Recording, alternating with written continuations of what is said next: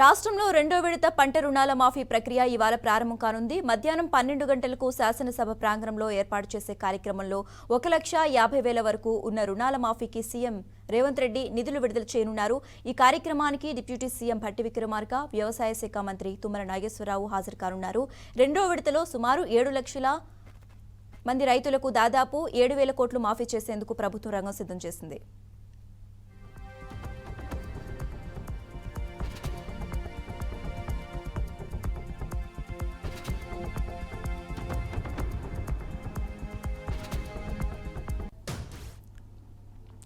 మూడు విడతల్లో రుణమాఫీ ప్రక్రియ పూర్తి చేసేలా ప్రభుత్వం ప్రణాళిక రూపొందించారు. ఈ నెల 19న మొదటి విడత ప్రారంభించింది. అందులో సుమారు 10,83,000 కుటుంబాలకు చెందిన 11,34,000 ఖాతాల్లో 6,035 కోట్లు జమ చేసినట్లు సర్కార్ పేర్కొంది. తెల్ల రేషన్ కార్డు, ఆధార్ నెంబర్, ఇతర వివరాలు సరిగ్గా లేకపోవడం, అసలు కంటే వడ్డీ ఎక్కువగా ఉండటం వంటి కారణాలతో పలువురికి నిధులు జమ కాలేదు. ఆదాయ పన్ను చెల్లింపుదారులు, ప్రభుత్వ ఉద్యోగులు, పెన్షన్దారులను అర్హుల జాబితా నుంచి ప్రభుత్వం తొలగించింది.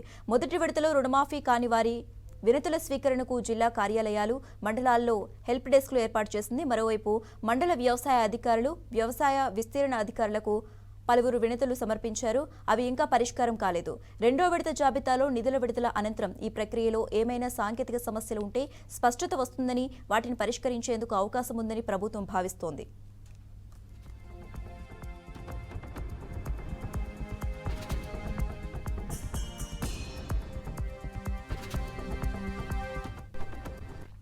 రెండో విడత రుణమాఫీ ప్రారంభ కార్యక్రమాన్ని శాసనసభ ప్రాంగణంలో మంగళవారం టీ విరామ సమయంలో నిర్వహించనున్నారు. సీఎం, మంత్రులతో పాటు ఎమ్మెల్యేలు ఇందులో పాల్గొనున్నారు. లోక్సభ నియోజకవర్గానికి 2 రైతులు చెప్పున ఆహ్వానించి వారికి సీఎం చేతుల మీదుగా చెక్కులను అందజేయనున్నారు. ఈ కార్యక్రమాన్ని వీడియో కాన్ఫరెన్స్ సౌకర్యం ఉన్న అన్ని రైతు వేదికల్లో ప్రత్యక్ష ప్రసారం చేస్తామని మంత్రి తుమ్మల నాగేశ్వరరావు తెలిపారు.